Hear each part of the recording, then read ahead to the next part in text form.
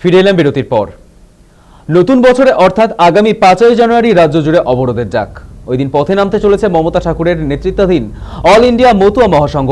FIR সংক্রান্ত বিষয় এবং মতুয়া গোসাইদের ওপর মারধরের ঘটনার প্রতিবাদে এই কর্মসূচির সিদ্ধান্ত নেওয়া হয়েছে। রবিবার ঠাকুরনগরের ঠাকুরবাড়িতে বৈঠক করেন সংগঠনের শীর্ষ নেতৃত্বরা। বৈঠক শেষে সাংবাদিক সম্মেলনে কর্মসূচির বিস্তারিত জানান মহাসংঘের সাধারণ সম্পাদক সুকেশ চৌধুরী। তবে মমতা ঠাকুরের কর্মসূচিকে গুরুত্ব দিতে নারাজ শান্তনু ঠাকুরের অল ইন্ডিয়া মতুয়া মহাসংঘ। শান্তনু ঠাকুরের সংগঠনের সাধারণ সম্পাদক সুখেন্দ্রনাথ গাইন বিষয়টিকে কেন্দ্র করে উল্টো সুর চড়িয়েছেন। মতুয়া সমাজের দুই শিবিরের এই মতভেদকে ঘিরে রাজ্য রাজনীতিতে চড়তে শুরু করেছে পারদ। 5ই জানুয়ারি অবরোধ কর্মসূচি কতটা প্রভাব ফেলতে পারে রাজনীতিতে, নজর এখন সেদিকেই।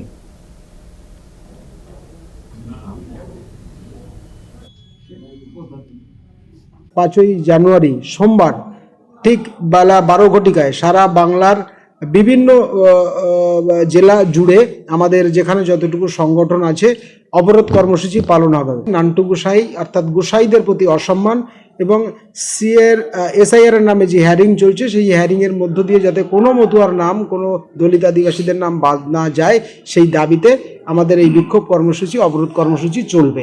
অতর্কিতভাবে 3 দিক থেকে আমাদের আক্রমণ করেছে, আমাকে করে যেভাবে মারপিট করেছে, আমি হসপিটালে এডমিট ছিলাম, আমার শরীর এখনো ভালো নয়। এই যে বিজেপির চক্রান্ত যে এসআইআর এর মাধ্যমে এই যে মতুয়াদের এবং বিভিন্ন জাতিদের যে এসআইআর এর ভোটাধিকার থেকে বঞ্চিত করার এই যে চক্রান্ত এখন আস্তে আস্তে ফাঁস হয়ে যাচ্ছে। এটা নিয়ে আমি কিছু কথা বলেছিলাম। সেই কারণে হয়তো শান্তনুর যারা অনুগামী রোহিঙ্গা বাহিনী তাদের গায়ে লেগেছে, সেই জন্যই আমাকে আক্রমণ করেছে। একজন গ্রেপ্তার হয়েছে, আর বাকির এখনো গ্রেপ্তার হয়নি।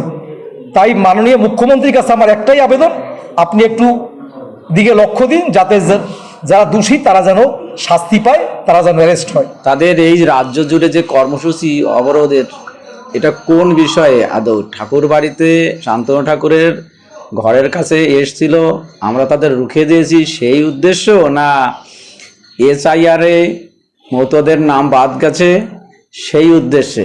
সেইটা আগে পরিষ্কার করা দরকার। দ্বিতীয় নম্বর হচ্ছে দুটো বিষয় নিয়ে, দেখুন অবরোধ করতেই পারে, তারা কর্মসূচি নিতেই পারে, কিন্তু মানুষ কতটা গ্রহণ করবে সেটা মানুষই বুঝিয়ে দেবেন, এবং মতুয়ারা এই কর্মসূচিকে কতটা গ্রহণ করে মতুয়ারাই বুঝিয়ে দেবে। আমরা ইতিমধ্যেই দেখেছি মতুয়ারা তাদের পাশে নেই বিধায় তাদের এই সব কর্মসূচি তারা নিতে বাধ্য হচ্ছে।